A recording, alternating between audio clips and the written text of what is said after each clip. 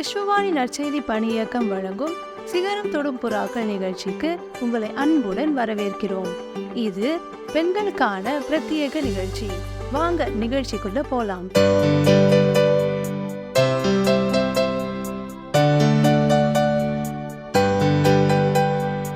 இந்தியர் யார், இந்தியர் யார், இந்தியர் யார், இந்தியர் யார்?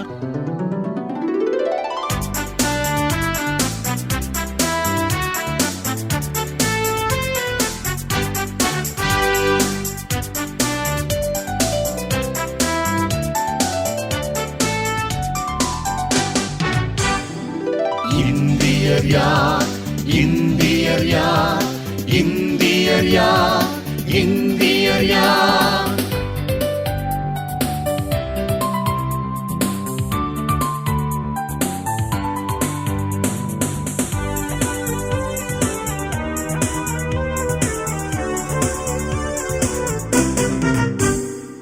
ஜாதி மதங்களுக்கு அப்பால் பட்டவர், போராட்டம் வன்முறைக்கு உட்படாதவர், தேசத்தின் வளர்ச்சிகளை கெடுக்காதவர், அரசாங்க சட்டங்களை மீறாதவர், அவரே உண்மை இந்தியர்கள், உள்ளத்தில் தேசபக்தி கொண்டவர்கள், அவரே உண்மை இந்தியர்கள், உள்ளத்தில் தேசபக்தி கொண்டவர்கள்.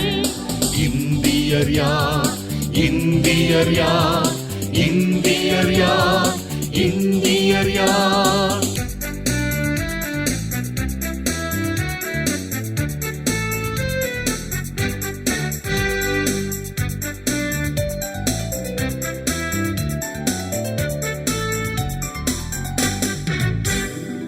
தேசத்தின் உடைமைகளை களவு செய்யார், கருப்பு பணங்களை ஏற்க மாட்டார், கொள்ளை அடித்து குவிக்க மாட்டார், வரிகளில் வஞ்சம் செய்ய மாட்டார், அவரே உண்மை இந்தியர்கள், உள்ளத்தில் தேசபக்தி கொண்டவர்கள், அவரே உண்மை இந்தியர்கள், உள்ளத்தில் தேசபக்தி கொண்டவர்கள்.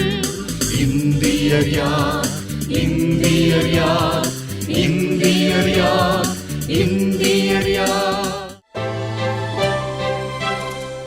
சுகவாழ்வு தொழிற்கட்டும் பகுதிக்கு நேயர்களை அன்புடன் வரவேற்கிறேன். இந்த நாளிலே உங்களுக்கு என் சுதந்திர தின நல்வாழ்த்துக்களையும் தெரிவித்துக் கொள்கிறேன். நான் டாக்டர் சாந்தி மெட்டில்டா, ஆங்காலஜிஸ்ட், புற்றுநோய் மருத்துவ நிபுணர்.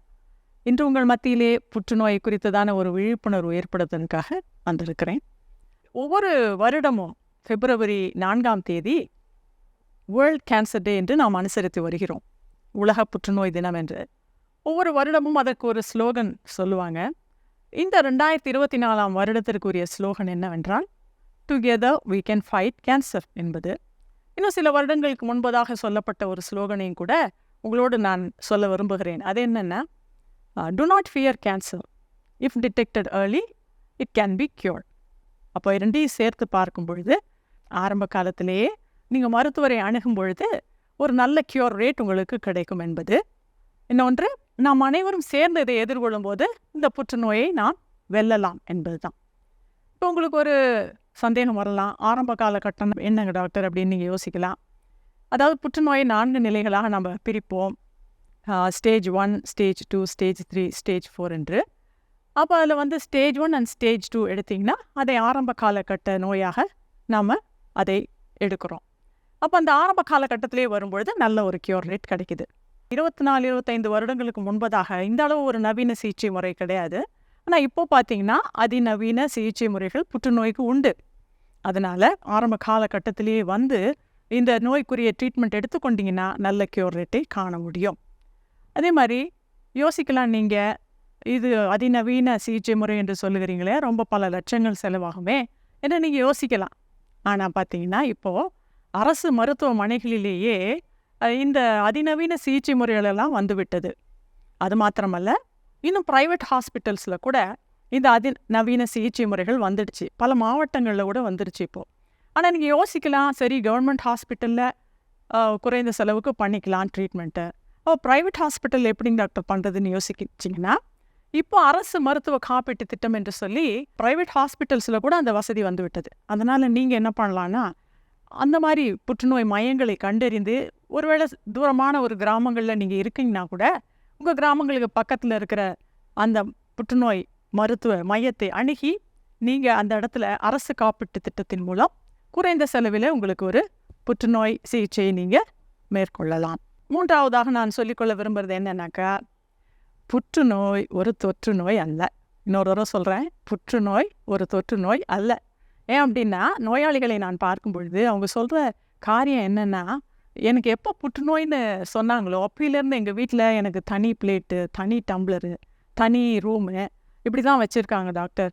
சின்ன குழந்தைங்க ஓடி வந்து அம்மா பாட்டின்னு வரும்பொழுது உடனே அவங்கள தடுத்து அவங்கள தொடாத அப்படின்னு சொல்லி தனிமைப்படுத்திடுறாங்க. யாரும் சகஜமாக வந்து பேசுறதில்ல என்று சொல்லி வருத்தப்படுவாங்க. அதனால் நன்றாய் அறிந்து கொள்ளுங்கள், புற்றுநோய் தொற்று நோய் அல்ல. அதனால் நீங்கள் எப்படி ஒரு சர்க்கரை வியாதி பேஷண்ட்டையோ அல்லது ஒரு பிபி பேஷண்ட்டையோ எப்படி நம்ம அவங்க கூட சகஜமாக தானே வீட்டுக்குள்ளே நம்ம இருக்கிறோம், அதே போல தான் இந்த புற்றுநோய் நோயாளிகளும் அப்படித்தான். அது அவங்கள தொட்டால் நமக்கு புற்றுநோய் ஒட்டி கொள்ளும் அப்படிங்கிற ஒரு காரியம் அல்ல. இந்த சமயத்தில் நீங்கள் நல்லா அறிஞ்சு கொள்ள வேண்டியது என்னன்னாக்கா, அவங்களுக்கு நல்ல ஃபேமிலி சப்போர்ட் தேவைப்படும். Family support is very important. அதுதான் நல்ல ஒரு க்யூர் ரேட்டை கொடுக்கும். அப்போ அவங்களுக்கு நீங்கள் நல்ல ஃபுட்டு கொடுத்து என்கரேஜ்மெண்ட் கொடுத்து, உன்னால் முடியும், நீங்கள் இந்த ட்ரீட்மெண்ட்டை நல்லா எடுத்துக்கொள்ள முடியும், இதுலேருந்து வெற்றியாக வெளிவர முடியும் அப்படின்னு நீங்கள் நல்லா என்கரேஜ் பண்ணும்போது அவங்க தைரியமாக இந்த ட்ரீட்மெண்ட்டை எடுத்துக்கொண்டு வெற்றிகரமாய் வெளிவர அவங்களுக்கு அது உதவியாக இருக்கும்.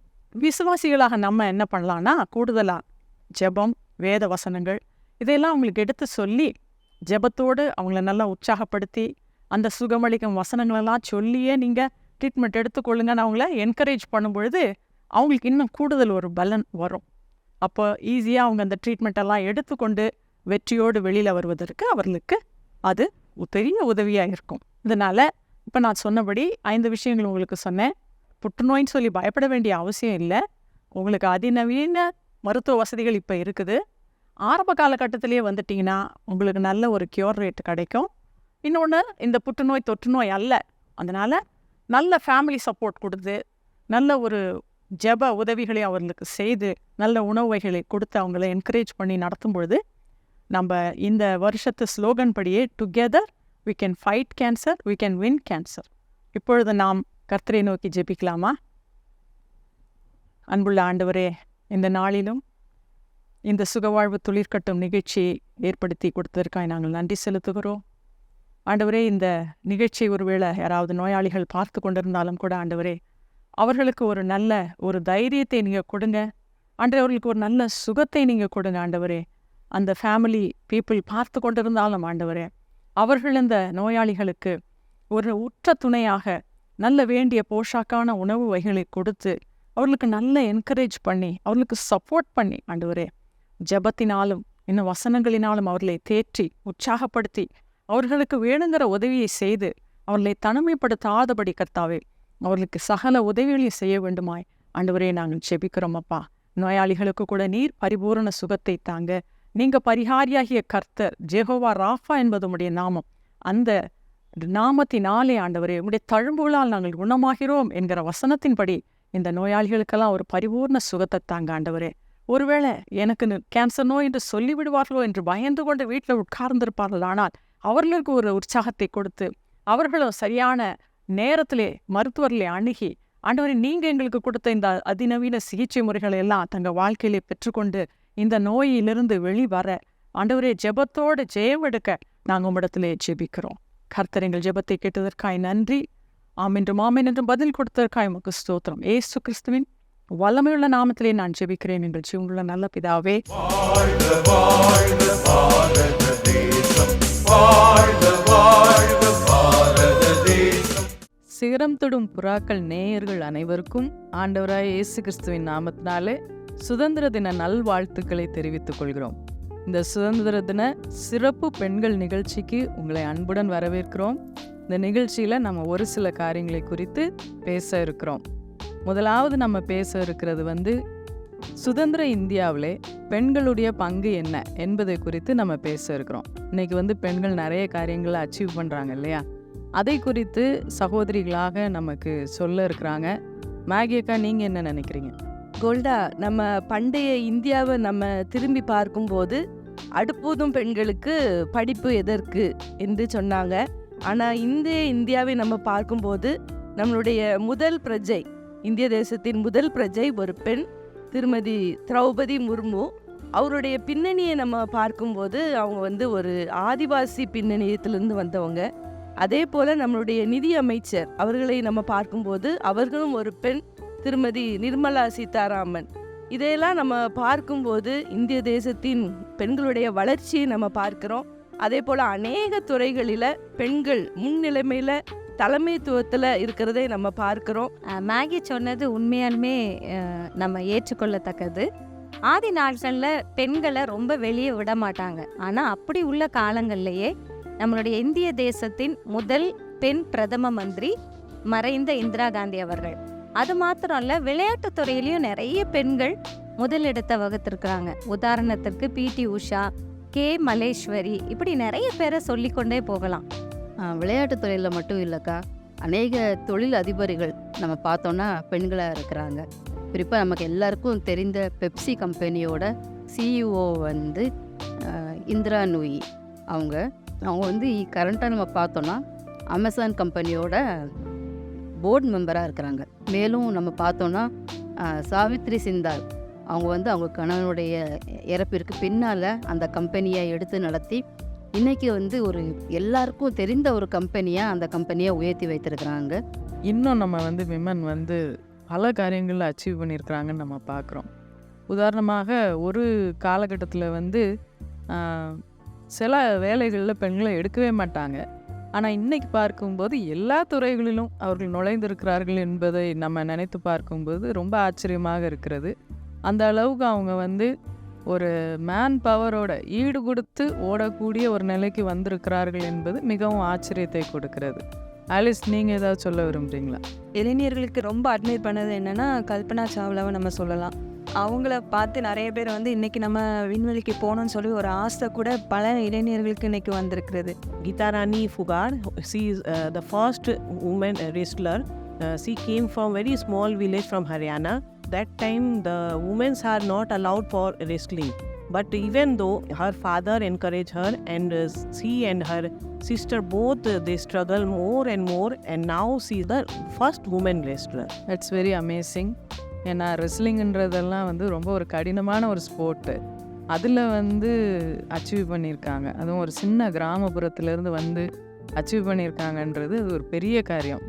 Cindy, you have something to tell us? So not only in sports, but that even in the defense systems of our country, Tessie Thomas, who is the first women scientist to be the head of the missile projects in India, earned the title of as the Missile Woman, Director General of the Aeronautical Systems, as well as the Project Director of the Agni missile.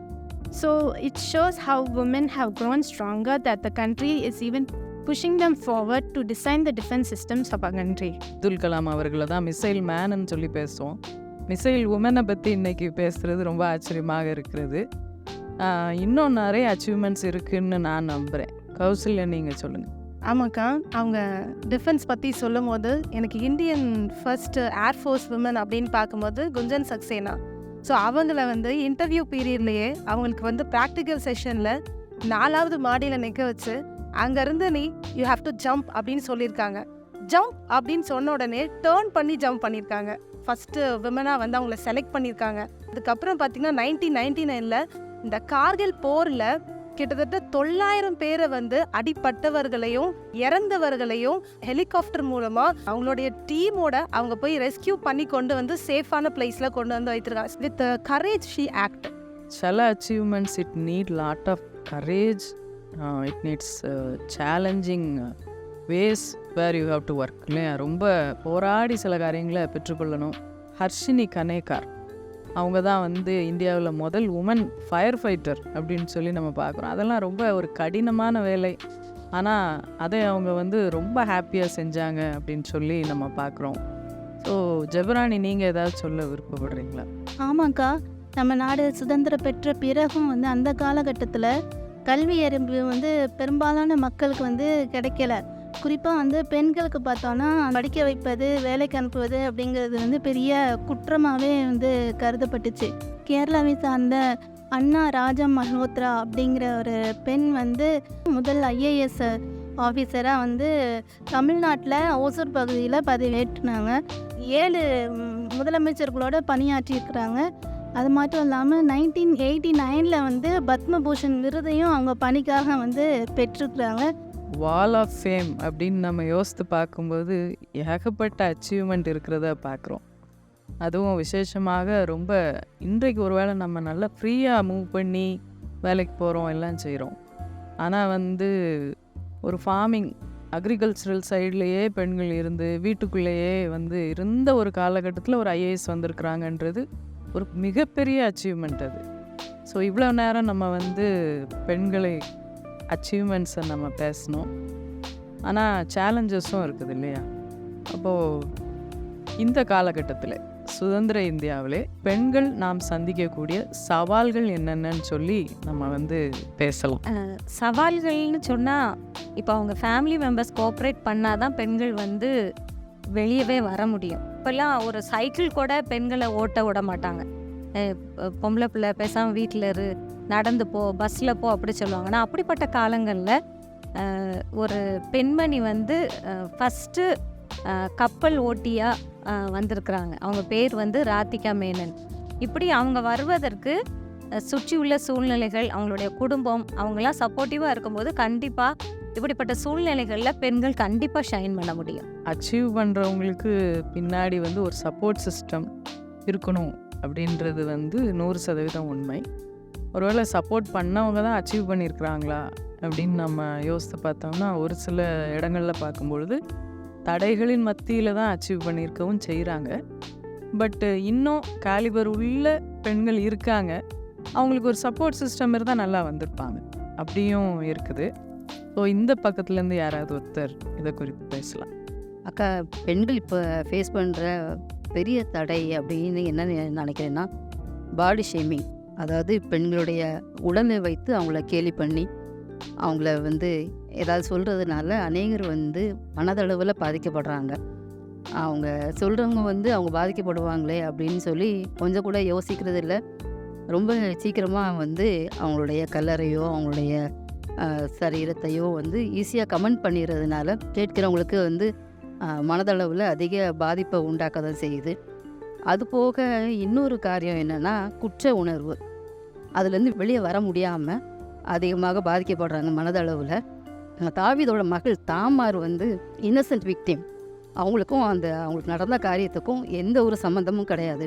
நம்ம 2 Samuel 13:20 வாசிக்கும் போது அவங்க வந்து தனித்து கிளேசப்பட்டு கொண்டிருந்தாள் அப்படின்னு சொல்லி அந்த வசனம் சொல்லுது. இந்த மாதிரி இன்றைக்கி அநேக பெண்கள் அவங்களுக்கு விரோதமாக நடக்கிற காரியங்களை வந்து அவங்க வெளியில் சொல்ல முடியாமல் சத்துரு வந்து நிறைய நேரத்தில் நம்மளை அப்படியே அமுக்கி விட பார்க்குறான். ஆண்டவர் நமக்காக வந்து ஒரு பெரிய அந்த விடுதலையை சம்பாதிச்சு வச்சுருக்கிறாரு அப்படின்ற அந்த உணர்வு அந்த வரும்போது தான் வந்து நம்ம அதிலேருந்து விடுதலை ஆக முடியும். இந்த குற்ற உணர்வில் இருந்து வந்து பெண்கள் விடுபட வேண்டும் அப்படின்றது வந்து என்னுடைய ஒரு கருத்து. ஹராஸ்மெண்ட்டுன்றது இன்றைக்கி ஒரு பெரிய சவால். ஒருவேளை வெளியே சொல்கிறவங்க கொஞ்சம் பேர் தான். ஆனால் வந்து நம்ம கேட்ட உதாரணத்தை போல் தாமார் மாதிரி, even though she is a Kings daughter, அவங்களுக்கே அந்த கதி குடும்பத்திற்குள்ள என்றால் இன்றைக்கி எத்தனையோ பெண்கள் சொந்த உறவுகளாலே பாதிக்கப்பட்டு வெளியே சொல்ல முடியாமல் இருக்கிறவர்கள் நிறைய பேர் இருக்கிறாங்க. ஆனால் அதை சொல்லும்போது இன்னொருவரும் வருவார்கள். ஏன்னா நம்ம ஒன்றை வெளியே சொல்லும் பொழுது நமக்கு கூட நானும் பாதிக்கப்பட்டிருக்கிறேன் என்று வரக்கூடியவங்க நிறைய பேர் இருக்கிறாங்க. அதனால் நம்ம தைரியமாக அதை எதிர்கொள்ளும்போது கர்த்தர் நமக்காக யுத்தம் பண்ணுவார். இந்த ரொம்ப முக்கியம். அது மாதிரி பாடி ஷேமிங்கை பற்றி சொன்னாங்க. பெண்களை மாதிரி வந்து ஹார்மோனல் சேஞ்சஸ் நிறைய ஆகிற ஒரு பீயிங் வந்து எதுவுமே கிடையாது. ஸோ அப்படி பார்க்கும்பொழுது பாடி ஷேமிங்ன்றது மிக தவறான ஒரு காரியம். ஸோ இதெல்லாம் ஒரு பெரிய ஹேர்டில்ஸ் என்று சொல்லலாம். அதை எதிர்த்து வருகிறவர்கள் அதை தாண்டி விடுகிறாங்க. எதிர்க்க முடியாமல் ஒரு பெரிய கூட்டம் என்ன செய்யுது, தனக்குள்ளே வைத்து கொண்டிருக்கிறது என்பது வந்து ஒரு பரிதாபமான நிலை. பைபாஸ் ரோடில் ஒரு ஆண்டி அவங்களுடைய ஹஸ்பண்ட் இறந்ததுக்கப்புறம் லாரியோட டயர்ஸ் வந்து பஞ்சர் பார்க்கணும். ஹஸ்பண்ட்க்கு ஹெல்ப்ஃபுல்லாக இருந்து பக்கத்துல இருந்து பார்த்தவங்க இப்போ மெயின் ரோலை அவங்களே ப்ளே பண்ணுவாங்க. 2 பிள்ளைகளையும் வந்து காலேஜ் படிக்க வைக்கிறாங்க. அதில் ஒருத்தர் வந்து இன்ஜினியரிங் படிக்கிறாங்க. இதே மாதிரி இன்னொருத்தவங்களும் பார்த்தீங்கன்னா இளநீ எடுக்கிறது, அந்த மரத்தில் ஏறி பிள்ளைகளை காப்பாற்றுறாங்க. அப்போ எத்தனையோ அப்டக்கல்ஸை நம்ம ஸ்ட்ராங் ஆக்கவும் முடியும். பார்க்குற பெண்களுக்கும் அவங்களுடைய அப்டக்கல்ஸ் வந்து ஒரு தடை இல்லை, அதையும் நம்ம ஸ்ட்ராங்காக மாற்றிக்கொள்ள முடியும் அப்படின்றது கூட ஒரு கருத்தாக நான் சொல்ல விரும்புகிறேன். தடை கற்கள் தான் நம்முடைய ஏறும் படிகள் என்று சொல்லியும் முடித்தாங்க. அப்டக்கிள்ஸ் இருக்க தான் செய்யுது, நம்ம அதை பேசிக்கொண்டோம். ஆனால் அப்டக்கிள்ஸை தாண்டுவதும் நம்முடைய கைகளில் இருக்கிறது என்று சொல்லி நம்ம வந்து இந்த பகுதியில் நம்ம பேசியிருக்கிறோம். கடைசியாக நம்ம வந்து ஒரு காரியத்தை பேச போகிறோம். இன்றைக்கு ஆண்டவருடைய பெரிய கிருபையினாலே இந்தியாவில் நாம் சுதந்திரமாக எல்லாவற்றையும் செய்கிறோம். ஒருவேளை இந்தியாவிலிருந்து மற்ற நாடுகளுக்கு சென்றவங்க வந்து இந்தியாவை போல ஒரு சுதந்திரமான நாடு எங்கும் கிடையாதுன்னு சொல்லி கட்டாயமாக சொல்லுவாங்க.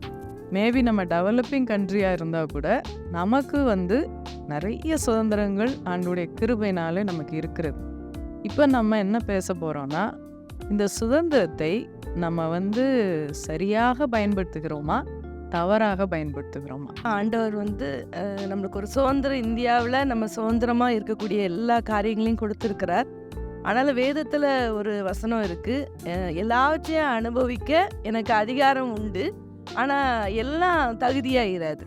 ஸோ ஆண்டவர் வந்து எல்லாவற்றையும் அனுபவிக்கிறதுக்கு நம்ம அதிகாரம் கொடுத்துருக்கிறாரு. ஆனால் அதில் ஒரு தகுதியை பார்த்து நம்ம அதை செய்யணும். எது தகுதியோ அதை மாத்திரம் நம்ம செய்யணும், தகுதி இல்லாத காரியங்களை நம்ம விட்டு விடணும். அதை தான் நம்ம வேதம் வந்து நமக்கு வலியுறுத்துகிறது.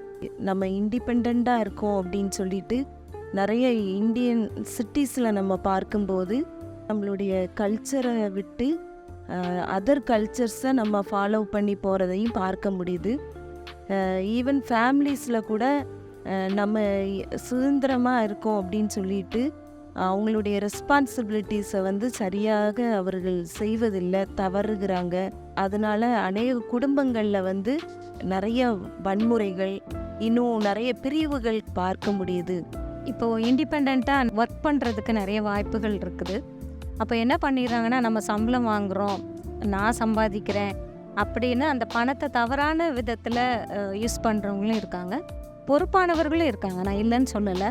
இப்போது அடுத்தவங்கள கம்பேர் பண்ணி அவங்க கார் வச்சுருக்காங்க, நான் கார் வாங்கணும் அப்படி நிறைய கடனுக்குள்ளே நிறைய பெண்கள் போகிறத பார்க்குறோம். அதனால் அவங்களால அந்த குடும்பத்திற்கும் அப்படிப்பட்ட பாதிப்பு ஏற்படுது. நமக்கு சுதந்திரம் அப்படின்னு சொல்லி நம்ம பேசுகிறோம், அப்போ எதுக்கு சட்டத்திட்டங்கள் இல்லையா? அப்போ நம்ம சுதந்திரத்தை தகுந்த விதத்தில் நாம் அதை அனுபவிக்கும்படி தான் நமக்கு சட்டத்திட்டங்கள், நம்முடைய கலாச்சாரம் எல்லாமே நமக்கு ஏகோபித்து வர வேண்டும். காட்ஸ் கல்ச்சர் இல்லையா, அது வந்து பெஸ்ட்டு கல்ச்சர். இயேசு கிறிஸ்துவுடைய முழு ஊழியத்தையும் நீங்கள் நல்லா பார்த்தீங்கன்னா, பெண்களுடைய நலனுக்காக அவர் அதிகமாக பேசியிருக்கிறார். அதிகமாக அவங்கள வந்து என்ன செஞ்சுருக்கிறாரு, தன்னுடைய ஊழியத்தில் பயன்படுத்தி இருக்கிறார். உலகம் வந்து எந்த பெண்ணை தவறாக பேசியதோ அதே பெண்ணுடைய வீட்டிலே அவர் உணவு அருந்திருக்கிறார். அப்படி பல கல்ச்சுரலி இருந்த தவறான கோட்பாடுகளை கர்த்தராகிய இயேசு கிறிஸ்து உடைத்தெறிந்திருக்கிறார். பெண்கள் வந்து தன்னுடைய சாயலில் உருவாக்கப்பட்டவர்கள் என்பதை இந்த உலகத்திற்கு அவர் அறைகோலிட்டு சொல்லியிருக்கிறார். ஸோ நமக்கு ஆண்டவர் கொடுத்த சுதந்திரத்தை நாம் கர்த்தருக்குள் மனமகிழ்ச்சியோடு நாம் அதை கொண்டாடுவது கர்த்தர் நம்மிடத்தில் விரும்பக்கூடிய ஒன்று. நம்முடைய சுதந்திரம் பிறரை பாதிக்காதபடிக்கும் நாம் வாழ வேண்டியது மிக மிக அவசியமாக இருக்கிறது. ஆண்டோடைய வசனம் சொல்லுது, இடர்கள் வராமல் இருக்கிறது கூடாத காரியம், ஆனால் எவன் நிமித்தம் வருகிறதோ அவனுக்கு ஐயோ. ஸோ நம்ம மற்றவங்களுக்கு ஹிண்ட்ரன்ஸாக இல்லாதபடிக்கு நாம் நம்முடைய சுதந்திரத்தை காத்துக்கொள்வது மிக மிக நல்லது. ஸோ இவ்வளவு நேரம் நம்மளோடு இணைந்து பேசிய அன்பு சகோதரிகள் ஒவ்வொருவரையும் நான் வாழ்த்துகிறேன். கர்த்தர் இந்த நிகழ்ச்சி மூலமாக உங்களோடு பேசுவார் என்று நம்புகிறேன். கர்த்தர் நமக்கு கொடுத்த இந்த சுதந்திரத்தை நாம் பேணி பாதுகாப்போம் என்றால் வரும் காலங்களிலே இந்தியா ஒரு வல்லரசாக மாறுவதற்கு அதிக வாய்ப்புகள் உள்ளது. அப்படி நம்ம நம்முடைய தேசத்தை உயர்த்துகிறவர்களாக, நம்முடைய சுதந்திரத்தை சரியான விதத்தில் பயன்படுத்துகிறவர்களாக நம்ம வாழும்படி கர்த்தர் நம்மை அழைக்கிறார். விஸ்வவாணி என்பது இந்தியாவில் அறியப்படாத இடங்களில் நற்செய்தியை அறிவித்து தாழ்ந்து கிடக்கும் சமுதாய மக்கள் சமுதாயத்தில் உயர்ந்த நிலையை அடைவதற்கான அனைத்து கட்டமைப்புகளையும் ஏற்படுத்தி தரும் ஓர் மக்கள் இயக்கம். குடி, விபச்சாரம் என மனிதர்களை அழித்தொழிக்கும் பாவங்களிலிருந்து அவர்கள் நிலையான விடுதலையை பெற்றுக்கொள்வதற்கான வழிமுறைகளை அறிவித்து, கல்வி அறிவு புகட்டி, கைத்தொழில்களை கற்பித்து, சமுதாயத்தின் சக மனிதர்களைப் போல அவர்களும் தலை நிமிர்ந்து வாழ வழி செய்யும் ஓர் அன்பின் ஐக்கியம். ஒரு கிராமத்தை பொறுப்படுத்து மாதந்தோறும் 4000 ரூபாய் அன்பின் ஈகையாக கொடுப்பதின் மூலம் ஓர் சமுதாயம் நம் கண்முன்னே மலர்வதை நீங்கள் பார்க்க முடியும். அவர்கள் ஆராதிக்கவும் தங்கள் சமுதாய மறுமலர்ச்சிக்கான திட்டங்களை தீட்டவும் ஓர் ஆராதனை கூடத்தை ஏற்படுத்தி தருவதற்கு எங்களை நீங்கள் தொடர்பு கொள்ளலாம். சிறுவர்களுக்கான கல்வி செலவை ஒவ்வொரு மாதமும் ரூபாய் 1500 கொடுப்பதின் மூலம் பொறுப்பெடுக்கலாம். இந்திய தேசத்தின் வலிமையான கிராமங்களை உருவாக்க, அடிமைத்தனங்கள் இல்லாத சமுதாயத்தை கட்டமைக்க அன்பின் இதயங்களாக நாம் ஒன்று சேர்ந்து உழைப்போம். ஆண்டவர் உங்களை ஆசீர்வதிக்கட்டும். கூடுதல் தகவல்களுக்கும் அன்பின் தொடர்புகளுக்கும் நீங்கள் தொடர்பு கொள்ள வேண்டிய தொலைபேசி எண்கள் திரையில் காண்பிக்கப்படுகின்றன. உங்கள் அன்பின் ஈகைகளை ஆன்லைன் பரிவர்த்தனை மூலம் செலுத்த வங்கி கணக்கு எண்களும் கீழே தரப்படுகின்றன. பிரத்யேகமாக தரப்பட்டிருக்கும் QR கோடையும் நீங்கள் ஸ்கேன் பண்ணிக் கொள்ளலாம். உங்கள் ஜெபங்களாலும் ஈகைகளாலும் இந்தியாவை ஆசீர்வதிக்கும் உங்களை ஆண்டவர் அளவில்லாமல் ஆசீர்வதிப்பாராக. இந்த நிகழ்ச்சி உங்களுக்கு மிகுந்த ஆசீர்வாதமாய் இருந்திருக்கும் என்று சொல்லி நம்புகிறோம். நீங்கள் பெற்ற ஆசீர்வாதங்களையும் உங்கள் ஜெப தேவைகளையும் திரையில் காணும் எண்கள் மூலம் எங்களுக்கு தெரியப்படுத்துங்கள். கர்த்தரின் ஆசீர்வாதம் உங்கள் அனைவரோடும் இருப்பதாக. இந்தியர் யார், இந்தியர் யார், இந்தியர் யார், இந்தியர் யார்.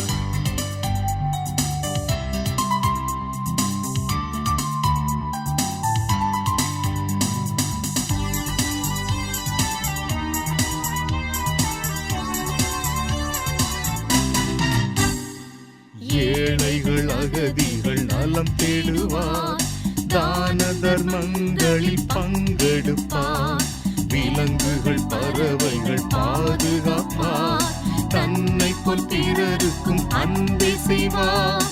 அவரே உண்மை இந்தியர்கள், உள்ளத்தில் தேசபக்தி கொண்டவர்கள்.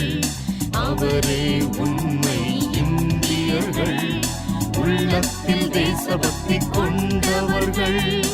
இந்தியர் யார், இந்தியர் யார், இந்தியர் யார், இந்தியர் யார்.